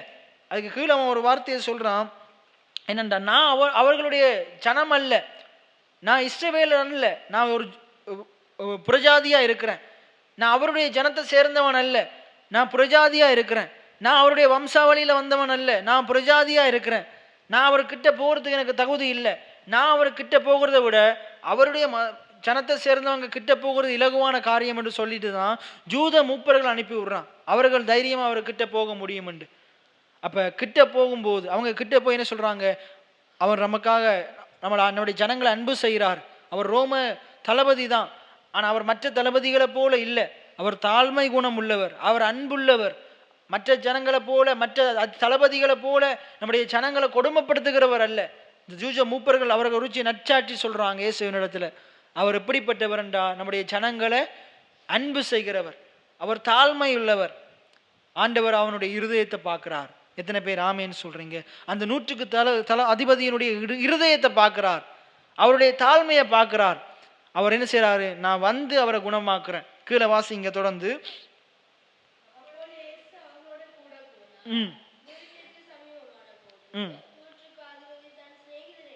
ரைட், பாருங்க, முதல் மூப்பர்கள் அனுப்புறாரு. இப்ப வீட்டுக்கு பக்கத்துல வந்த உடனே சிநேகிதர் என்ன செய்யறாரு, நோக்கி என்ன சொல்றாரு பாருங்க, நீங்கள் அந்த நீங்கள் இயேசுவினிடத்தில் போய், ஆண்டவரே நீர் வருத்தப்பட வேண்டாம், நீர் என் வீட்டு வாசலுக்குள் பிரவேசிக்க நான் பாத்திரன் அல்ல, நான் உம்மிடத்தில் வரவும். பாருங்க என்ன சொல்றாரு பாருங்க, நீர் என் வீட்டு வாசலுக்குள் வருவதற்கு நான் பாத்திரன் அல்ல. நம்ம என்ன சொல்லுவோம், அவர் என்ற வீட்டுக்கு காலடி எடுத்து வச்சாதான் அது இது அப்படின்னு சொல்லுவோம். ஆனால் அவர் என்ன சொல்றாரு, அவருக்கு முன்னு இயேசுவுக்கு முன்னுக்கு தன்னை தாழ்த்துறார். நீர் என் வீட்டுக்குள் வர நான் பாத்திரன் அல்ல. என்ன சொல்றாரு பாருங்க, நான் உம்மிடத்தில் வரவும் என்னை பாத்திரனாக நான் எண்ணவில்லை. பாருங்க அவர் என்ன செய்யறாரு, தன்னை தானே தாழ்த்துகிறார். ஏன்னா நான் உம்மிடத்தில் வரவும், நீர் என்னுடைய வீட்டுக்கு வர்றதுக்கு நான் பாத்திரவான் அல்ல, நான் உம்மிடத்தில் வரவும் என்னை பாத்திரனாக எண்ணவில்லை. அதனாலதான் அவர் என்ன செய்யறாரு, முதலாவது மூப்பர் அனுப்புறாரு, ரெண்டாவது சிநேகிதர் அனுப்புறாரு. மேலிருந்து கொண்டு சிநேகிதர் அனுப்பி சொல்றார், நான் பாத்திரவானாக எண்ணவில்லை, ஒரு வார்த்தை மாத்திரம் சொல்லும். அப்பொழுது, எப்பொழுது, இயேசு ஒரு வார்த்தை சொல்லும் போது. எத்தனை பேர் ஆமேன்னு சொல்றீங்க? ஒரு வார்த்தை மாத்திரம் சொல்லும். அப்படி என் வீட்டுக்குள்ள கால் எடுத்து வையும் அப்படி சொல்லல, எனக்கு வீட்டை வாரும் அப்படி சொல்லல. நீ வர்றதுக்கு நான் பாத்திரவான இல்லை, நான் உமக்கிட்ட வர்றதுக்கு நான் பாத்திரவான இல்லை, ஒரு வார்த்தை மாத்திரம் சொல்லும். எல்லாம் சொல்லுங்க, ஒரு வார்த்தை மாத்திரம் சொல்லும். அப்பொழுது, எப்பொழுது, அந்த ஒரு வார்த்தை இயேசுவினுடைய வாயிலிருந்து புறப்படும் பொழுது. எத்தனை பேர் ஆமேன்னு சொல்றீங்க? அப்பொழுது வேலைக்காரன் சுகமாவான். எத்தனை பேர் ஆமேன்னு சொல்றீங்க? எத்தனை பேர் ஆமேன்னு சொல்றீங்க? இயேசுவினுடைய வாயிலிருந்து ஒரு வார்த்தை வரும்போது சுகம் உண்டாகும். இன்னைக்கு அதான் போதனை பண்ணும்போது, பிரசங்கம் பண்ணும்போது இங்கே ஆமேன் அல்லையா வரவே மாட்டேங்குது. சில சேர்ச்சுக்கு உங்களை கூட்டிகிட்டு போகணும். நீங்கள் ஆமேன் அல்லையா சொன்ன மாத்திரத்தில் அங்கே பெரிய அற்புத அடையாளங்கள் நடக்கும். இல்லைங்க, இத்தனை பேர் விசுவாசிக்கிறீங்க? ஆமேன் என்றது அப்படியே ஆகட்டும். அப்போ இங்கே அப்படின்னு என்னது, நான் இதை சொல்லும்போது இவருக்கு செய்த ஆண்டவர் எனக்கும் செய்ய வல்லவராக இருக்கிறார். நீ விசுவாசித்தா தேவனுடைய மகிமையை காணுவேன். விசுவாசிச்சா ஆமேன் வரும், அல்லேலூயா வரும். உனக்குதான். அப்போ எப்பொழுது ஒரு வார்த்தை சொல்லும் போது, அப்போ வார்த்தை வரும்போது, இப்போ நான் பேசுகிற வார்த்தை இது என்னுடைய வார்த்தைகள் அல்ல. அடிக்கடி நான் சொல்றது கலாத்தியர் 1:1 சொல்லுது, மனுஷனாலும் அல்ல மனுஷன் மூலமாயும் இல்லை, இது தேவனுடைய வார்த்தையா இருக்குது. இது தேவனுடைய வார்த்தையா இருக்குது. மனுஷன் அப்பத்தினால் மாத்திரம் அல்ல, தேவனுடைய வாயிலிருந்து புறப்படுகிற ஒவ்வொரு வார்த்தையினாலும் பிழைப்பான். அந்த வார்த்தைக்கு வல்லமை இருக்குது. இன்னைக்கு நம்ம சாப்பிடுகிற சாப்பாட்டுக்கு இந்த சத்துக்கள் இருக்குது. என்ன, அது விட்டமின், புரதம், கார்போஹைட்ரேட்டு, என்ன கொழுப்பு, இப்படி நிறைய அதுக்குள்ள என்ன இருக்குது. அது ஏதோ உப்பு சப்பு இல்லாத சாப்பாடு இல்லை, அதுக்குள்ள நிறைய நமக்கு தேவையான சத்துக்கள், ஊட்டச்சத்துக்கள் அதுக்குள்ள இருக்குது. அதனாலதான் அது நமக்குள்ள நமக்கு பிரயோஜனமா இருக்குது. எத்தனை பேர் ஆமேன்னு சொல்றீங்க? இப்போ நம்முடைய சரீரம் என்ன செய்யுது, அந்த ஊட்டச்சத்துக்களை உறிஞ்சிட்டு மிச்சத்தெல்லாம் வெளியே அனுப்பிடுது. அதே போல வார்த்தைக்குள்ள வல்லமை இருக்குது, வார்த்தைக்குள்ள ஜீவன் இருக்குது. எத்தனை பேர் ஆமேன்னு சொல்றீங்க? அப்ப வார்த்தைக்குள்ள வல்லமை இருக்குது. அந்த வல்லமைய அந்த பிரஜாதியாகிய அந்த ரோம 100க்கு தலைவன் அறிந்திருந்தார். இது கூடி யாருக்கு தெரியல? இயேசுவை பின்பற்றுகிற ஆக்களுக்கு தெரியல. இயேசுவை பின்பற்றுகிற ஆக்களுக்கு எது தேவைப்பட்டது? வசனம் தேவைப்படலை, வார்த்தை தேவைப்படலை. எது தேவைப்பட்டது? அற்புதமும் அடையாளமும் சாப்பாடும் தான் தேவைப்பட்டது. இன்றைக்கும் நமக்கு சபைக்கு வருகிற அநேக ஜனங்களுக்கு எது தேவைப்படுது? ஆசீர்வாதம். என்ன தேவைப்படுது? ஆசீர்வாதம் தேவைப்படுது. சரீரத்தில் சுகம் தேவைப்படுது. ஆண்டவர் எனக்கு ஒரு அற்புதம் செய்யணும், அவங்களோட ஜெபத்தையெல்லாம் ஆண்டவர் கேட்கணும், பதில் அளிக்கணும். ஆனால் அவங்க ஆண்டவருக்குன்ற எதுவும் செய்ய மாட்டாங்க. அவங்க ஆண்டவருக்குன்ற எதுவுமே செய்ய மாட்டாங்க. ஆண்டவர் நம்மகிட்ட கேட்கறது வேற ஒன்றுமே இல்லை. அந்த மரியாள் தன்னை விட்டு எடுபடாத நல்ல பங்கை தெரிஞ்சு கொண்டது போல, என்னுடைய பாதத்தில் அமரு, என்னுடைய வார்த்தைகளை கேளு. எத்தனை பேர் ஆமேன்னு சொல்றீங்க? மிச்சதெல்லாம் அந்த வார்த்தை உனக்கு சந்திக்கும். ஆண்டு நமக்கு வசனத்தை தந்திருக்கிறார், வார்த்தையை தந்திருக்கிறார். கடைசி காலத்தில் வார்த்தைக்கு தான் பஞ்சம் வரும், அற்புதங்களுக்கு பஞ்சம் கிடக்காது. ஏன்னா பிசாசும் அற்புதம் செய்யும். மோசே பாருங்க, இஸ்ரவேல் ஜனங்களுக்கு முன்னுக்கு ஆண்டு அற்புதங்களை செய்ய அனுப்பும்போது பார்வோனுக்கு முன்னுக்கு போயிட்டு மோசே என்ன செய்யறார்? அற்புதம் செய்கிறார். பார்த்தா அவன் ஒரு கோலை போடுறான், அது பாம்பாகுது. அங்கே இருக்கிற மந்திரவாதிகளும் கோலை போடுறாங்க, என்னவா மாறுது? பாம்பா மாறுது. இவன் அற்புதம் செய்ய அவங்களும் என்ன செய்யறாங்க? அதே மாதிரி பிசாசும் அற்புதம் செய்யும். பிசாசும் அற்புதம் செய்யும். ஏன்னா பிசாசு அற்புதம் செஞ்சே வஞ்சிக்கும். அப்ப அற்புதங்களுக்கு பின்னுக்கு போக கூடாது. ஏன்னா பிசாசும் தீர்க்க தரிசனம் சொல்லும். பிசாசும் என்ன செய்யும்? தீர்க்க தரிசனம். கடவுளுடைய தீர்க்க தரிசிகளையே பிழையாமையே பயன்படுத்துச்சா இல்லையா? பிழையாமையே பயன்படுத்துச்சு, கடவுளுக்கு எதிராக பேச வைக்கும். விளங்குதா? அப்ப நம்ம தீர்க்க தரிசனங்களுக்கு பின்னாலேயும் போகக்கூடாது, அற்புதங்களுக்கு பின்னாலேயும் போகக்கூடாது. விளங்குதா? அப்ப எதுக்கு பின்னால போகணும்டா? ஆண்டுடைய வார்த்தை, அதுதான் நம்முடைய உணவா இருக்குது. வசனத்தை அறிஞ்சவன் ஏமாற்றப்பட முடியாது, வஞ்சிக்கப்பட முடியாது. வசனத்துக்கு மாறா பிள்ளையா யாராச்சும் கதைச்சா நாங்கள் என்ன செய்ய முடியும்? சத்தியத்தின்படி நாங்கள் அதை என்ன செய்ய முடியும்? அதுக்கு எதிராக நாங்கள் பேச முடியும், பிசாசை எதிர்த்து நிற்க முடியும். அதான் நான் அடிக்கடி சொல்றது. எது தேவனுடைய சித்தம்? நான் நல்லா இருப்பது தேவனுடைய சித்தம். அப்ப யாராச்சும் வந்து இதுக்கு மாறா பேசுனா, வேதம் சொல்றது நான் நல்லா எல்லாவற்றிலும் வாழ்ந்து சுகமா இருக்கணும்ண்டு. அப்ப நம்ம அதை ஏற்றுக்கொள்ள மாட்டோம், அதை நாங்கள் நிராகரிப்போம். சரி, அப்ப இதுல என்னத்தை பார்க்கிறோம்டா, நீங்க இந்த வீட்டில் வலது கால் எடுத்து வச்சா விடுதலை ஆமா அப்படி சொல்லலை. என்ன, நீர் வந்து கை வச்சா சொஸ்தமாவா அப்படி சொல்லலை. என்ன சொல்றாரு? நீர் ஒரு வார்த்தை மாத்திரம் சொல்லும், சொன்ன மாத்திரத்துல உங்களுடைய வாயில் வந்து அந்த வார்த்தை வரும்போது என் வேலைக்காரன் சொஸ்தமாவான், என் வேலைக்காரன் சொஸ்தம். இதுதான் நம்முடைய ஜெபமா இருக்கணும், இதுதான் நம்முடைய விசுவாசமா இருக்கணும். இன்றைக்கு நம்முடைய ஜனங்கள் அநேகம் பேர் எதை விசுவாசிக்கிறாங்க? எதுக்காக? முதல்ல 2 காரியங்களை பார்க்குறோம். அநேகர் அற்புத அடையாளங்களுக்காக ஆண்டவரிடத்துல வர்றாங்க. நீங்க ஏதோ ஒரு தேவைக்காக வர்றீங்களா? ஏதாச்சும் தேவைக்காக, அதெல்லாம் ஆண்டவர் பார்த்து கொள்வார். முதலாவது நீ தேவனுடைய ராஜ்யத்தை நீதியை தேடு, உனக்குரியவைகளை கர்த்தர் பார்த்து கொள்ளுவார். எத்தனை பேர் ஆமேன்னு சொல்றீங்க? நீ அதுக்காக கடவுளை தேடாத, ஆசீர்வாதத்துக்காக கடவுளை தேடாத. விளங்குதா? நீ ஆண்டவரை நீ தேட வேண்டிய முறையில தேடு, இவைகள் எல்லாம் உனக்கு கூட கொடுக்கப்படும். இன்னைக்கு பாருங்க, பெற்றோர்கள் இருக்கிறீங்க, ஏதோ ஒரு தேவைக்காக மட்டும் பிள்ளைகள் உங்களிடத்துல வந்தா உங்களுக்கு மனசு எப்படி இருக்கும்? சாப்பாட்டுக்காக மட்டும் வந்துட்டு என்ன, இன்னொருத்தர் உங்களை விட நல்ல சாப்பாடு தரும்போது என்ன, இப்போ பிள்ளைகள் உங்களோட தங்கச்சியோ தம்பியோ உங்களை விட நல்ல சாப்பாடு கொடுக்கும்போது உங்களையெல்லாம் விட்டுட்டு அவங்களோட போனால் நல்லா இருக்குமா? சந்தோஷமா இருக்குமா? எப்படியும் மனசு எப்படி இருக்கும்? கஷ்டமா? இவன் தேவைக்காக மட்டும் என்னை தேடுறானே. அதே போல நம்மளும் தேவைக்காக ஆண்டவரை தேடும்போது ஆண்டுடைய மனது எப்படி இருக்கும்? நமக்கு முதலாவது நமக்கு ஆண்டவர் தருகிற ஆசீர்வாதங்களை விட ஆசீர்வதிக்கிறவர் தான் முக்கியம். ஆபிரகாம் பாருங்க, அந்த சோதனையில என்ன செய்தான்? வெற்றி பெற்றான். ஆபிரகாமுக்கு யார் முக்கியமா இருந்தது? ஆசீர்வாதம் இல்லை, ஈசாக்கு இல்லை. யார் முக்கியமா இருந்தது? கர்த்தர் தான் முக்கியமா இருந்தது. ஈசாக்க கொடுத்தவர் தான் முக்கியமா இருந்தது. இன்னைக்கு நான் உங்கள்ட்ட கேட்கிறேன், ஆண்டவர் உங்களுக்கு தருகிற ஆசீர்வாதம் உங்களுக்கு முக்கியமா, ஆசீர்வதிக்கிற கர்த்தர் முக்கியமா? கர்த்தர், பிள்ளைகள் கர்த்தரால் வரும் சுதந்திரம். அப்ப பிள்ளை முக்கியமா, கர்த்தர் முக்கியமா? கர்த்தர் முக்கியம். எத்தனை பேர் ஆமேன்னு சொல்றீங்க? அப்ப ஒரு பிள்ளைக்கு யார் முக்கியமா இருக்கணும்? பிள்ளைக்கும் கர்த்தர் தான் முக்கியமா இருக்கும். எப்பயுமே நம்முடைய முதலாவது இடத்துல கர்த்தர் தான் வைக்கும். என்ன, கர்த்தர் இந்த சரீர பலன் முக்கியமா, கர்த்தர் முக்கியமா? கர்த்தர் தான் முக்கியம். எதை எடுத்துக்கொண்டாலும் நமக்கு யார் முக்கியம்? கர்த்தர் தான் முக்கியம். மனைவி முக்கியமா, கர்த்தர் முக்கியமாடா? கர்த்தர் தான் முக்கியம். கணவன் முக்கியமா, கர்த்தர் முக்கியமாண்டா? கர்த்தர் தான் முக்கியம். அப்படி இந்த உலகத்தில் இருக்கிற நிறைய ஆண்டுடைய பிள்ளைகள் இப்படி ஆண்டவருக்கு முக்கியத்துவம் கொடுக்கறது இல்லை. அதனாலதான் இவைகள் எல்லாம் கூட கொடுக்கப்படவே இல்லை. ஆனா நம்ம ஆண்டுடைய வார்த்தையின்படி காரியங்களை செய்யும் போது வார்த்தையின் ஆசீர்வாதத்தை சுதந்திரித்துக் கொள்ள முடியும். எத்தனை பேர் ஆமேன்னு சொல்றீங்க? அப்ப இந்த இடத்துல நாங்க திட்டமும் தெளிவா பார்க்கிறோம். அந்த பாருங்க, இஸ்ரவேலர் கூட இப்படி விசுவாசிக்கல. அவங்க இயேசுவின் இடத்துல எப்படி வந்தாங்க? நான் தசமமாக கொடுத்தேன், நான் உபவாசம் பண்ணினேன், நான் ஜெபம் பண்ணினேன், நான் பைபிள் படித்தேன், எனக்கு நீங்கள் இதை செய்யணும், எனக்கு நீங்கள் இதை செய்யணும். இப்போ பாருங்க, ஒரு பாஸ்டர், இப்போ நீங்கள் இயேசு அந்த நாட்களில் வாழ்ந்து கொண்டிருந்தார், அதே போல் இப்போ நீங்கள் எடுத்துக்கொள்ளுங்க, இன்றைக்கு இயேசு வாழ்கிறார், ஏன்னா இன்றைக்கு இயேசு வாழ்கிறான்னு வைங்களேன், இல்லை பாஸ்டர் எடுத்துக்கொள்ளுங்களேன், என்ன எடுத்துக்கொள்ளுங்க, பாஸ்டர் எடுத்துக்கொள்ளுங்க. நாங்கள் சர்ச்சுக்கு வர்றோம், நாங்கள் தசம பாகம் போடுறோம், நாங்கள் ஜெப கூட்டத்தில் கலந்து கொள்கிறோம், உபவாசம் இருக்கிறோம், என்ன அப்போ எங்களுக்கு எங்களோட வீட்டுக்கு பாஸ்டர் வாண்டா வரணும், உள்ள வாண்டா வரணும், கை வையண்டா வைக்கணும், தண்ணியை தெளித்து ஜெபம் பண்ணண்டா ஜெபம் பண்ணணும், ஜெபம் பண்ணலாட்டி கதை கந்தல், பாஸ்டருக்கு கதை கந்தல். அவர் ஒரு வார்த்தை மட்டும் சொன்னால் நமக்கு என்ன நடக்கும்?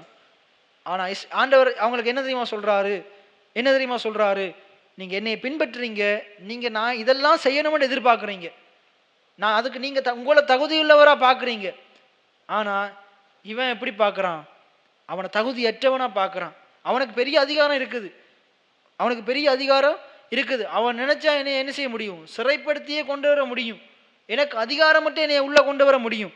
ஆனால் அவன் என்ன செய்கிறான், எனக்கு பயந்து இருக்கிறான். அதில் அவன் சொல்கிறான் பாருங்க ஒரு வார்த்தை, அதிகாரத்துக்கு பயந்தவர்கள், அவன் நினைச்சா என்ன செய்ய முடியும், அவன் ரோமர்கள் ஜூதர்களை ஆளுகை செய்கிறான். பேசும் அந்த இடத்துல மாம்ச மனுஷனா இருக்கிறார், அவன் நினைச்சிருந்த அதிகாரத்தோடு அவரை கூப்பிட்டுருக்க முடியுமா, கூப்பிட்டுருக்க முடியாதா, கூப்பிட்டுருக்க முடியும். ஆனால் அவன் எதை பார்க்குறான்டா, என்னுடைய அதிகாரத்தை பார்க்கலாம் அவருடைய அதிகாரம் பெரிது. எத்தனை பேர் ஆமேன்னு சொல்கிறீங்க? இன்றைக்கு அதான், இன்றைக்கு நம்ம இப்படி தான் கடவுளுடைய ஊழியக்காரங்களை மதிக்கணும், விளங்குதான், அந்த வார்த்தைக்கு மதிப்பு இருக்கணும், அந்த வல்லமை இருக்கும், விளங்குது. இன்றைக்கு நம்மளாம் இருந்திருந்தா என்ன பார்த்துருப்போம், நான் சொல்கிறத அவர் செய்யணும், நான் இது செஞ்சுருக்கிறேன், அது செஞ்சுருக்கிறேன், அப்படி செஞ்சுருக்கிறேன், இப்படி செஞ்சுருக்கிறேன், நான் பாத்திரவானா இருக்கிறேன், நான் பாத்திரவானன்ட்டு நான் சொல்லக்கூடாது, மற்றாக்கள் சொல்லணும்.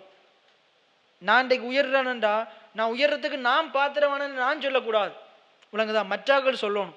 அப்படித்தான் என்னுடைய வாழ்க்கை இருக்கணும். நீங்கள் பாத்திரவானன்ட்டு நீங்கள் சொல்லக்கூடாது, மற்றாக்கள் சொல்லணும். எத்தனை பேர் ஆமேன்னு சொல்கிறீங்க? அங்கே அவன் பாருங்க, ஆனால் ஜூதர்கள் இஸ்ரவேலர் எப்படி இருந்தாங்க, நாங்கள் தகுதியுடையவங்க. இன்றைக்கும் நீங்கள் ஜூதர்களை போய் கேளுங்க, எங்களுக்கு கீழே தான் எல்லாம் இருக்கணும், நாங்கள் தான் எல்லாத்தையும் ஆளுவோம். இன்றைக்கி ஒரு நியூஸ் கேட்டேன், உலகத்தில் மிக 10 பணக்காரங்கள், பெஸ்ட் 10 பணக்காரங்களில் 6 பேர் ஜூதர்கள், 6 பேர் ஜூதர்கள். கடவுள் அவங்களை ஆசீர்வதிக்கிறார், உயர்த்துறாரு. எதனால?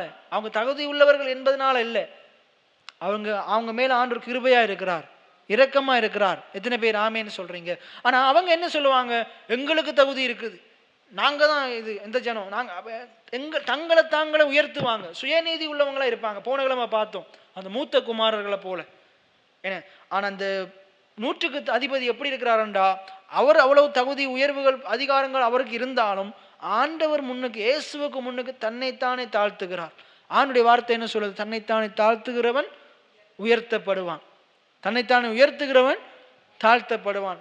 அப்போ இன்றைக்கு நம்முடைய தகுதி தராதரத்தின் அடிப்படையில் ஆண்டவரிடத்துல வரக்கூடாது, நாங்கள் தாழ்மை உள்ளவராக அவரிடத்துல வரணும். தாழ்மை உள்ளவருக்கோ தேவன் கிருபை அளிக்கிறவராக இருக்கிறார். அப்போ 100க்கு அதிபதிக்கு ஆண்டவர் எப்படி அற்புதம், அவனுடைய வேலைக்காரன் சொஸ்தமானான்டா, கிருபையின் அடிப்படையில், கிருபையின் அடிப்படையில் தான் அவனுக்கு என்ன உண்டாச்சு, சுகம் உண்டாச்சு. அவன் என்னத்தை விசுவாசிக்கிறான், ஆண்டுடைய வார்த்தையை விசுவாசிக்கிறான். நீ ஒரு வார்த்தை மாத்திரம் சொல்லும், நான் தகுதி உள்ளவனா இருக்கிறபடினால் அற்புதம் செய்யும், இல்லை, ஒரு வார்த்தை மாத்திரம் சொல்லும். முதலாவது தன்னை தாழ்த்தினான். என்ன, நீர் என்னுடைய வீட்டுக்குள்ள வர்றதுக்கு நான் பாத்திரவான் அல்ல, என் வீட்டு வாசல்ல வர்றதுக்கு நான் பாத்திரவான் அல்ல, நான் உம்மிடத்தில் வர்றதுக்கும் நான் பாத்திரவான் அல்ல, ஆனால் நீர் ஒரு வார்த்தை மாத்திரம் சொல்லும், அப்பொழுது வேலைக்காரன் சுகமாவான். இன்றைக்கு அப்படிப்பட்ட விசுவாசம் உடையவர்களாக நீங்களும் நானும் இருக்கோம். என்ன, ஒரு வார்த்தை மாத்திரம் சொல்லும், அந்த வார்த்தை எனக்காக ஜெபம் பண்ணுங்க, எங்கள் பிள்ளை சொஸ்தமாவான். அப்படி எப்பயாச்சும் சொல்லியிருக்கிறீங்களா? அப்படிதான் சொல்லணும், நீங்கள் ஜெபம் பண்ணுங்க சொஸ்தமாவான்.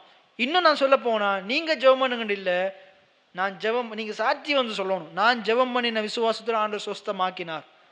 விளங்குதா? இதில் இன்னொரு சத்தியம் என்ன இருக்குண்டா, அவன் என்னத்தை விசுவாசிக்கிறான்டா, நான் பாத்திரமானா இல்லாட்டியும் ஆண்டவருடைய கிருபை என் மேல் இருக்கிறதுனால என் ஜெபத்தை ஆண்டவர் கிருபையா என்ன செய்வார், இரக்கத்தோடு கேட்டு அதுக்கு பதிலளிப்பார். எத்தனை பேர் ஆமேன்னு சொல்றீங்க? இஸ்ரவேலர் அவங்க பாத்திரவான்கள், விளங்குதா? இஸ்ரவேலர் என்னத்தை விசுவாசிக்கிறாங்க, பாத்திரவான்களா இருக்கிறவர்களோட ஜெபத்தை கேட்பாரு, அதுக்கு பதிலளிப்பார். இஸ்ரவேலர் தான் நம்புறாங்க, பாத்திரவான்களுடைய ஜெபத்தை கேட்பாரு, தகுதி உள்ளவர்களுடைய ஜெபத்தை கேட்பாரு, பலன் அளிப்பார். ஆனா இவன் எப்படி விசுவாசிக்கிறான்? தகுதியற்ற என்னுடைய ஜெபத்தை கிருபையுள்ள ஆண்டவர் கேட்பார், பதிலளிப்பார். எத்தனை பேர் ஆமேன்னு சொல்றீங்க? அவனுடைய இருதயத்துல சந்தேகம் இல்லை. அவன் தகுதி இல்லாதவன் தான். அவன் தகுதி இல்லாதவன், அவன் தேவனுக்கு முன்னுக்கு கிட்ட வர்றதுக்கு அருகதை இல்லாதவன் தான். ஆனா அவன் ஆண்டவர் கிருபையுள்ளவர், இரக்கமுள்ளவர் என்றது அறிஞ்சிருக்கிறான். ஆண்டவர் ஒருவனையும் புறம்பே தள்ளாதவர் என்றது அறிஞ்சிருக்கிறான். அவர் தமது வசனத்தை அனுப்பி குணமாக்குவார் என்ற சத்தியத்தை அறிஞ்சிருக்கிறான். அவர் என்ற வீட்டுக்கு வர தேவையில்லை, அவரோட வசனம் வந்தா போதும், அங்க சுகம் உண்டாகும். எத்தனை பேர் ஆமேன்னு சொல்றீங்க? இன்னைக்கு அவருக்கு முன்னுக்கு நாங்களும் போகிறதுக்கு தகுதி இல்லை, அருகதை இல்லை, பாவிகள், அப்படித்தான் நாங்கள் இருந்தோம். ஆனா நாங்க போன கிழமை பார்த்தோம், ஆண்டவர் நம்மளை நீதிமான்களா மாற்றியிருக்கிறார். என கிருபையினால விசுவாசத்தை கொண்டு ரட்சிக்கப்பட்டீர்கள். நம்முடைய சுய காரியங்களினால ரட்சிக்கப்படல. எதனால ரட்சிக்கப்பட்டோம்? கிருபையினால ரட்சிக்கப்பட்டோம். அந்த கிருபையை விசுவாசிச்சதன் மூலமா ரட்சிக்கப்பட்டோம். அப்ப அந்த 100க்கு அதிபதி எதை விசுவாசிச்சான்? என் இயேசு கிருபையுள்ளவர் என்றதை விசுவாசிச்சான். இயேசு இரக்கமுள்ளவர் என்றதை விசுவாசிச்சான். தகுதி இல்லாத என்னுடைய ஜெபத்தை கேட்பார் என்று விசுவாசிச்சான். பாத்திரவான் இல்லாத என்னுடைய ஜெபத்தை கேட்பான் என்று விசுவாசிச்சான். என் வேலைக்காரனை சொஸ்தமாக்குவான் என்று விசுவாசிச்சான். எத்தனை பேர் ஆமேன்னு சொல்றீங்க? அப்ப அவன் பாருங்க, அவன் பாத்திரவான் இல்லைதான். இன்னைக்கு நீங்களும் அப்படி யோசிக்கிறீங்களா? ஐயோ, நானும் ஆண்டவர் இடத்துல வர்றதுக்கு பாத்திரவான் இல்லை, நானும் ஆண்டவர் கிட்ட போறதுக்கு எனக்கு தகுதியே இல்லை, நான் ஆண்டவருக்கு பிரியமில்லாத ஒரு வாழ்க்கை வாழ்றேனே, என்னுடைய ஜெபத்தையெல்லாம் ஆண்டவர் கேட்பாரா? ஆண்டவர் எனக்கு மனம் இறங்குவாரா? என் மேல கிருபையுள்ளவரா இருப்பாரா? அவர் 100க்கு அதிபதி மேலே கிருபையுள்ளவரா இருப்பாரா? இருந்தா உங்க மேலே அவர் கிருபையுள்ளவரா இருப்பார். எத்தனை பேர் ஆமேன்னு சொல்றீங்க? இன்னைக்கு நீங்க இதை எப்படி பார்க்கலாமண்டா? இன்னைக்கு நீங்க சொன்னா உங்களோட 2 பிள்ளைகள், எத்தனை பிள்ளைகள் இருக்கிறாங்களோ அத்தனை பிள்ளைகள் கேட்குறாங்களா இல்லையா? வாண்டா வர்றாங்க, போண்டா போறாங்க, இதை செய்யண்டா செய்யறாங்க. அவங்க உங்களோட அதிகாரத்துக்கு கீழே இருக்கிறாங்க. அப்ப அதை செய்யறாங்க, நீங்க சொல்றத செய்யறாங்க. அப்ப இந்த அதிகாரத்துக்கு, நான் சொல்றத இந்த அதிகாரத்துக்கே இவ்வளவு பேர் கீழ்ப்படுகிறாங்கண்டா, என் ஆண்டருடைய அதிகாரம் வல்லமை எவ்வளவு பெரியதா இருக்குது. அவர் சொன்ன ஆகும், அவர் கட்டளையிட்டா நிற்கும், அவருடைய வார்த்தைக்கு வல்லமை இருக்குது.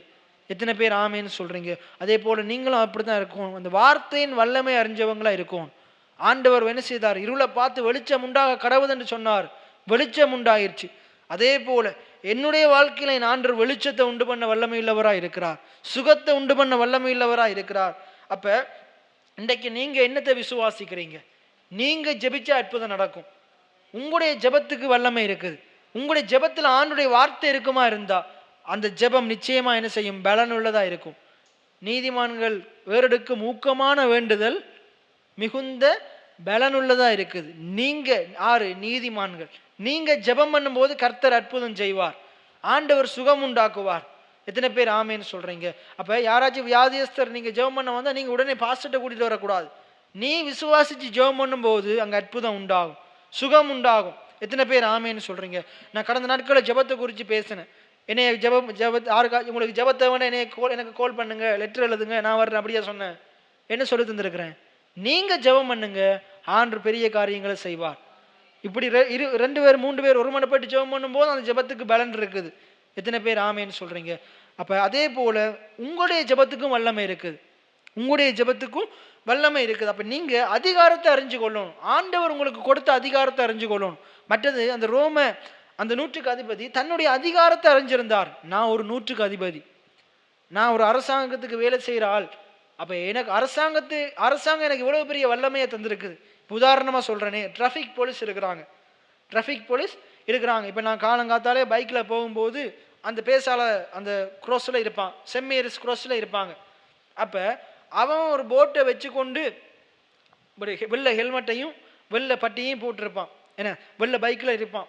இருந்து கொண்டு அவன் ஸ்டொப் பண்ற ஒரு போட்டை கையை நீட்டி காட்டுறான். அவன் வாய் திறந்து நிப்பாட்டுன்னு சொல்றது கிடையாது, அந்த போட்டை நீட்டுறான். அவன் கையை நீட்டின மாத்திரத்துல பைக் எல்லாம் என்ன செய்யுது? பிரேக் அடிக்குதா இல்லையா? அப்ப அரசாங்கம் அவனுக்கு என்னத்தை கொடுத்துருக்குது? அதிகாரத்தை கொடுத்துருக்குது. என்ன சாதாரண சின்ன பைக்கோ சைக்கிளோ இல்லாட்டி பெரிய டிப்பரோ, அந்த பெரிய டிப்பரை என்னது நிப்பாட்டுது? அவன் சின்ன அந்த 5 விரல் என்ன செய்யுது? நிப்பாட்டுதா இல்லையா? அவன் இப்படி காட்டினா நிக்குதா இல்லையா? அவன் சின்ன 5 விரல், அவன் வாயத்திறந்து சொல்லவும் இல்லை, அந்த சின்ன 5 விரல் பெரிய டிப்பரை நிப்பாட்டுது. ஏனண்டா அவன் அதிகாரத்தை அறிஞ்சிருக்கிறான்.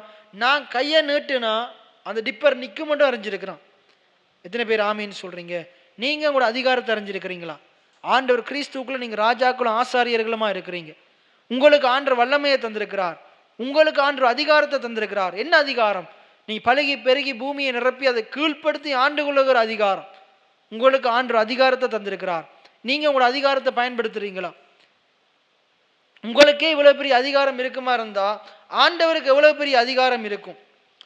ஆண்டவருக்கு எவ்வளவு பெரிய அதிகாரம் இருக்கும்? அதை நாங்கள் சற்று ஆராய்ந்து பார்க்கணும். அப்ப 100க்கு அதிபதியினுடைய விசுவாசமே ஆண்டவர் மிகப்பெரியது என்று சொன்னாரு.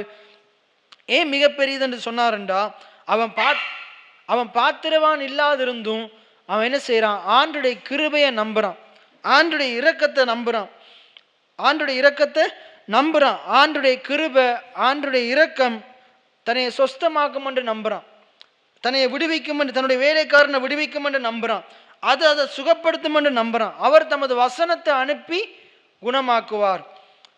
அவர் தமது வசனத்தை அனுப்பி அவர் குணமாக்க வல்லமையுள்ளவராக இருக்கிறார். அவர் சொன்ன மாத்திரத்தில் அங்கே சொஸ்தம் ஆகும். அப்படி விசுவாசிக்கிறான்.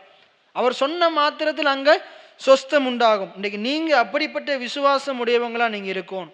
இன்றைக்கு நீங்கள் யாருக்காவது நம்ம ஜெபம் பண்ணும் போது எப்படி ஜெபம் பண்ணணும்டா, நான் இங்கே சொன்ன மாத்திரத்தில் அங்கே ஆண்டவர் விடுவிப்பார். எத்தனை பேர் ஆமேன்னு சொல்கிறீங்க? இன்றைக்கு நாங்கள் விண்ணப்பங்களை ஏறெடுத்தோம். எப்படி ஜெபம் பண்ணணும்? நம்ம ஜெபமெல்லாம் கேட்கப்படுமா? ஒரு வேளை அப்படிலாம் ஜெபம் பண்ணக்கூடாது. இங்கே நம்ம ஜெபம் பண்ணும்போது அங்கே விடுதலை உண்டாகும். ஆண்டு பெரிய காரியங்களை செய்வார். என்ன, அந்த அத்தி மரத்தை பார்த்து ஆண்டு பேசும்போது எப்படி பார்த்தாரு? நான் பேச மாத்திரத்தில் வேரில் பட்டு போயிடும். அங்கே வேரில் பட்டு போயிருச்சு. அடுத்த நாள் தான் மனுஷன் பார்த்தான், சீஷர்கள் பார்த்தாங்க. இயேசு அன்றைக்கே பட்டு போனதை பார்த்துட்டார். இன்றைக்கு நாங்கள் ஒரு வியாதிஸ்தருக்காக ஜெபம் பண்ணும்போது, இப்போ ஜெபம் பண்ணும்போது இப்போவே சுகமாகுது. விசுவாசம் என்றால் இப்போது, விசுவாசம் என்ற எப்போது? விசுவாசம் என்ற இப்போது. நான் ஜெபிக்கிற போது ஆண்டவர் சொஸ்தமாக்குறார். அப்போ அவன் அப்படி விசுவாசிக்கிறான். எப்படி விசுவாசிக்கிறான்? நீர் ஒரு வார்த்தை மாத்திரம் சொல்லும், என் வேலைக்காரன் சொஸ்தமாவான். அப்போ இன்றைக்கு நீங்கள் அப்படிப்பட்ட விசுவாசம் உடையவங்களா நீங்கள் இருக்கணும். நீங்களும் நானும் அப்படிப்பட்ட விசுவாசம் உடையவங்களா இருக்கணும். ஏனென்றா நம்முடைய ஆண்டவர் நமக்கு அவருடைய வல்லமை நிறைந்த வார்த்தைகளை தந்திருக்கிறார். இந்த வேதத்தில் இருக்கிற வார்த்தைகள் ஒவ்வொன்றும் வல்லமை நிறைந்தது, அதிகாரம் நிறைந்தது. அது இருபுறமும் கருக்குள்ள பட்டயத்தை விட அது கருக்கானதா இருக்குது.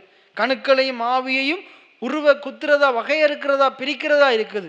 எத்தனை பேர் ஆமேன்னு சொல்றீங்க? அப்ப இந்த வல்லமை நிறைந்த வார்த்தை ஆண்டவர் நமக்கு தந்திருக்கிறார்.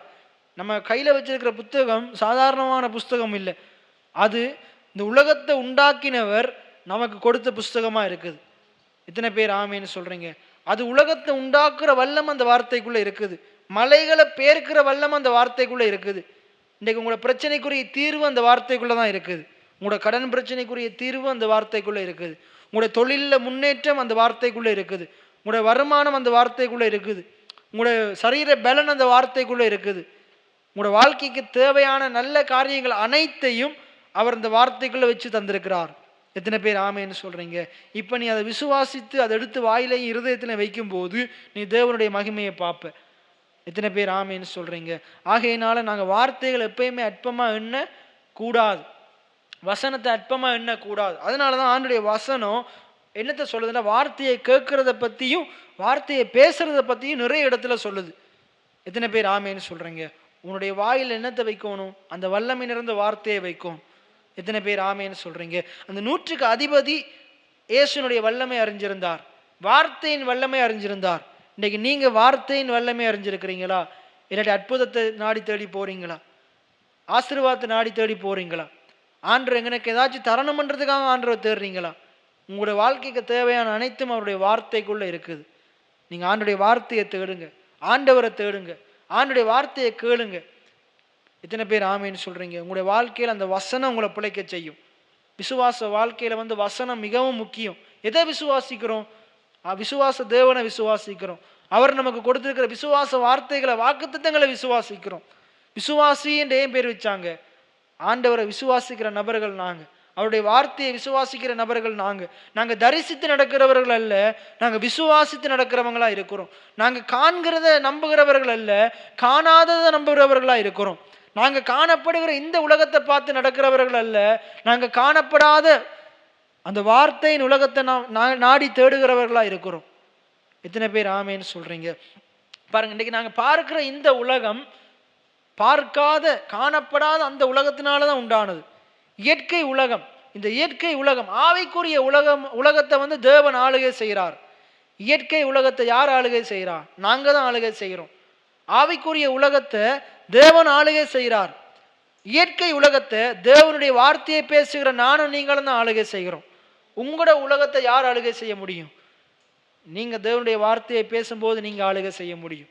உங்களோட உலகத்தை எப்படி நீங்க யார் உண்டாக்க முடியும்? நீங்க தான் உண்டாக்கணும். ஆதியில தேவன் வார்த்தையினால வானத்தையும் பூமியையும் சிருஷ்டித்தார். இன்றைக்கு ஆண்டவர் சொல்றாரு, உன்னுடைய உலகத்தை நீ சிருஷ்டி, உனக்கு தேவையான சுகத்தை நீ பேசு. ஆண்டவர் இந்த வசனத்தில் வச்சிருக்கிறார், எடுத்து பேசு.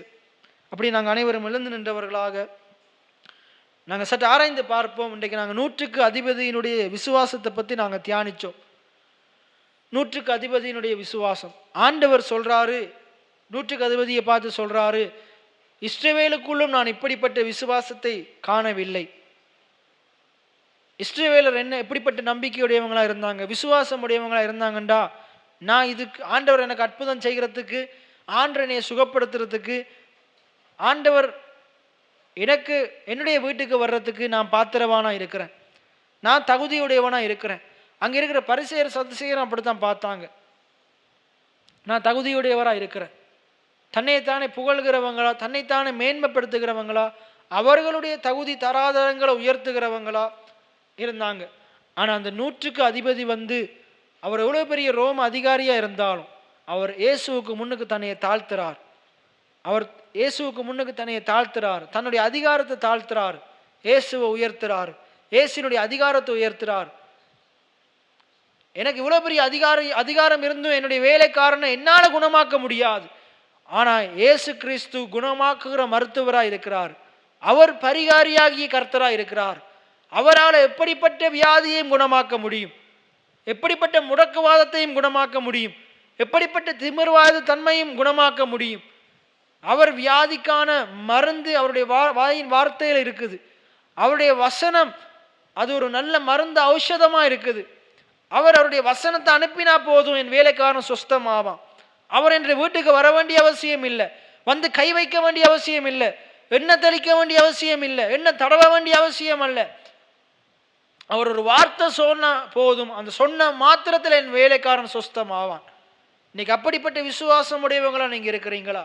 கர்த்தரை தெய்வமாக கொண்டிருக்கிற ஜனங்கள் பாக்கியம் உள்ளது. அவங்கள வியாதி அணுகாது, வாதையின் கூடாரத்தை அணுகாது, பொல்லாப்பு உனக்கு நேரிடாது. அப்படி வியாதி வந்தாலும் விரட்டக்கூடிய வல்லமைய அதிகாரத்தை அவர் உனக்கு தந்திருக்கிறார். அவர் தன்னுடைய வார்த்தைக்குள்ள வச்சு உனக்கு தந்திருக்கிறார். இப்ப அந்த வார்த்தையை எடுத்து உன் வாயில வைக்க சொல்றார், இருதயத்தில் வைக்க சொல்றார். இப்ப நீ அந்த வசனத்தை சொன்ன அந்த வசனத்தை நீ சொல்லுகிறபடி உனக்கு ஆகும். ஆண்டவர் உங்களுக்கு கொடுத்த வார்த்தை வல்லமையானது. அந்த வார்த்தையை பேசுங்க.